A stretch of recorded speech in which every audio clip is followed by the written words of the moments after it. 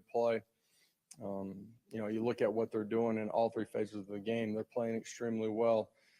Look at their results throughout the course of the season. Continue to play smart, physical football, both sides of the line of scrimmage in particular, and be a huge test for us. So looking forward to seeing Vol Nation show up. They've been awesome on the road this year.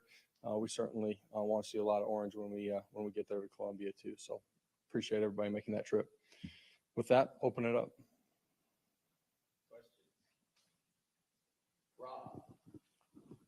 Coach, after the stats from this weekend, you get the number one rushing offense in the league, the number one rushing defense in the league. You always talk here. This is a line of scrimmage league. What steps have had to take place for you guys to be there in 3 years? Just the growth, from our program, where we started to where we are now. It starts with personnel, having good players on the line of scrimmage. We have guys that have played a lot of football on both sides of the line of scrimmage too. They've continued to get better. We've had an influx of some young guys that are dynamic and change the way the game's played. And then, with all of that being said, you talk about, D linemen and offensive linemen. The other position groups have a great effect on that too. Offensively, your tight ends, the growth of our running backs, the quarterback being involved in that. And then defensively, you look at our linebackers and safeties, how they're playing, being able to tie all three levels of the defense together. I think that's been a huge part of the growth of our program since we arrived here, and we're going to need that here as we continue through this journey this season. In particular, this week, you look at Missouri; they're extremely good up front. Running backs dynamic. I think he leads the league in rushing. And obviously for us offensively, we got to maintain balance. They've been really good against the run.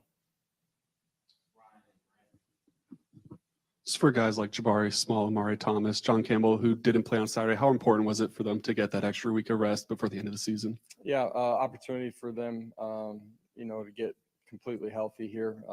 They all had an opportunity, would have been available if we felt like we needed to, but just elected not to play them in that game. Be big to have all those guys back and fresh and ready to roll.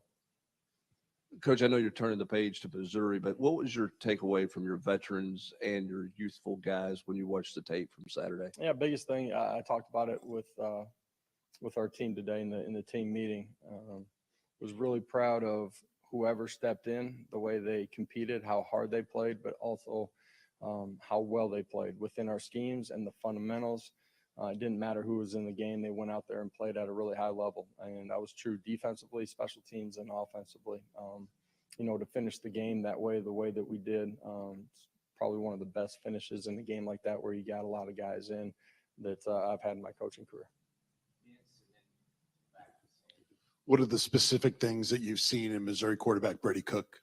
Listen, he's smart, he's accurate with the football, and he is athletic, has the ability to affect the game with his feet. And, we got to do a great job in the pass game. We got to affect him, not let him be comfortable in the pocket. While doing that, you cannot let him escape the pocket.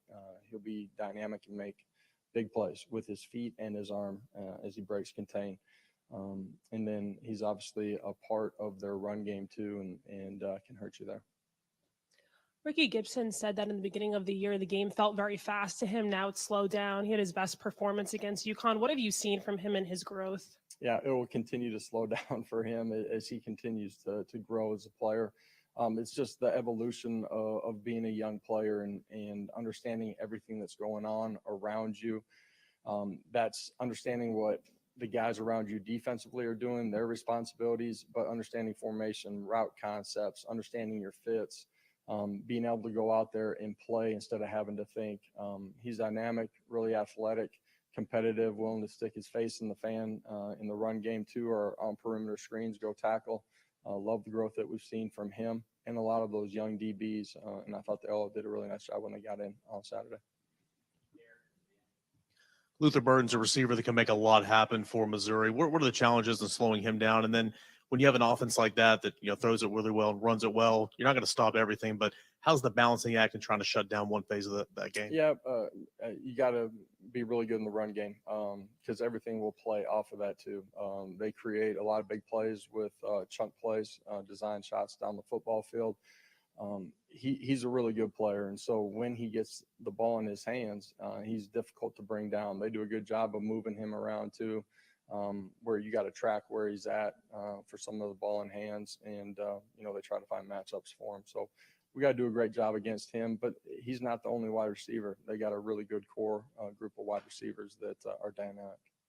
Josh, how much did you enjoy seeing the entire offense kind of mob Nico after his first career touchdown? And I know it was his first, but what do you think that meant with how they did kind of celebrate with him? Yeah, your first one's always a big one as an individual player, for Nico, and then for the guys around him too, to be excited for him and what he did. That's offensive lineman, skill guys. It's Joe. It's everybody. They see the work that he puts in. The type of player that he is, and that was a big moment for him. You said you were really proud of how many guys you get into the game the other day. When you have your 3s and 4s in there, you're still running your offense. Some coaches just go off tackle 3 times and punt it. Why do you do it the way that you do it and keep running the offense? Yeah, there's times where you need to slow it down. In that football game, our guys haven't had an opportunity to play the way that we play. And so I thought it was important to be able to evaluate them, but for them to also have the experience of playing how we play. That can be, backup quarterbacks and Nico. It can be Gaston. It can be your young offensive lineman. It's, one of their first game experiences. So for us to evaluate them, for them to have the opportunity to grow, knowing that you're going to need some of those guys here the next few weeks, just think it's really important to let those guys go play. Coach, Coach Drinkwitz is having his best year since he got to Missouri. As someone who's been in a similar situation over your 3 years here, building a program, just what is it like going up against an opponent you have a chance to make a statement against from their perspective? You've had those opportunities here. I'm just curious if you've seen preparation change before those type of matchups on your side. At the end of the day, they're a good football team. They play well in all 3 phases. They're smart, tough, and competitive. That's why they've played the way they have throughout the course of the season. You can tell that they're prepared every single week. We know that we're going to get their best, and it's our job to make sure that we're at our best too. Josh, what did you see from Elijah Simmons on Saturday? Seemed like since he returned from injury, he was as active as he has been. Yeah, just a guy that's continued to get healthy here. Got banged up on the back end of training camp. He's been out there. He's competed well, but I think he's at his best physically. And so he was dynamic in the run game. You look at the short yardage play. I think the ball's on the 2-yard line. Does a great job getting off, essentially blowing up the A gap, making it bubble. And, we got James and Tyler out on the outside that make a play when the ball bounces. He did a good job of being violent, disruptive in the pass game too, chasing the quarterback. So, probably played his best football. I think most of all, it's indicative of him being his healthiest. Josh, obviously there's a lot of different ways to play football on offense. You see some teams have success throwing it a lot. Some have success running it a lot. Yeah, The you can run balance triple that- option too. Yeah, a little bit of that stuff. Love that stuff. You should run that. Yeah. When you talk about the balance that y'all have, how much, if you're a defensive coordinator, if you're a team scouting against that, how much more difficult is it when a team has near 50-50 balance? Well, I think when you are balanced, it forces the defense to defend the entire field all of the time. And to do that, you got to be good up front. You got to have your quarterback that's a good decision maker. You got to have good skill guys. We're fortunate. We've continued to grow and are starting to play some of our best ball and most consistent, in particular out on the perimeter. But every Saturday is a different challenge based on structures and what you're seeing from the defense and their personnel and how you got to attack it. Josh, you've been in the SEC. This is your 3rd season, but this league has seemed to just reload on talent and then send it on to the next level, year after year after year. Right now, the projections there, that maybe even as few as 5 could end up going in the first round. Is the portal maybe taking a hit with kids wanting to go play somewhere now, even if it isn't the SEC? Or is it just that sometimes there's little hiccups where, it just takes a second for teams to reload?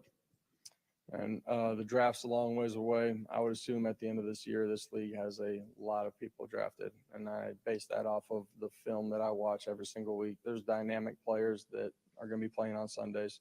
In this league, I kind of view it this way.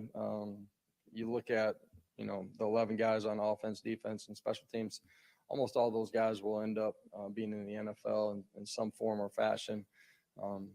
The older guys, you can tell are older. The younger guys are younger and are going to grow into that. But this league's littered with talent.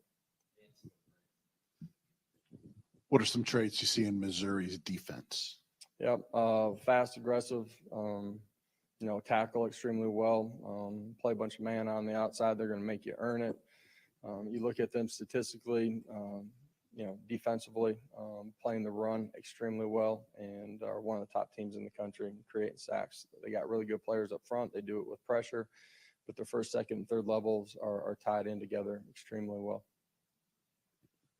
Coach, you've referenced the last couple of weeks about the guys on the perimeter, the receivers playing better. What's been the reasoning? What's fueled kind of their growth here over the last 2 or 3 games? Yeah, I wish there was some, special recipe that we put together. Just continued growth throughout the course of the season. Guys understanding their jobs, continuing to grow in it. We've had moving pieces. Guys have played inside, played outside. At the end of the day, I feel like they're at their most comfortable that they've been in understanding our schemes, what they're seeing on the other side, being on the same page with Joe. Comes down to execution. Coach, when you have an opportunity to get guys like Gaston and Navy in the game, just how rewarding is that for you as a coach and as a staff? I just think it's important for guys that, work and compete all year long. When they get an opportunity that they get in the football game, it's great to see those guys play at a really high level. Those guys are instrumental in who we are as a program. And you love getting an opportunity to play whoever or however many guys you can based on the score of the game. Appreciate it, guys.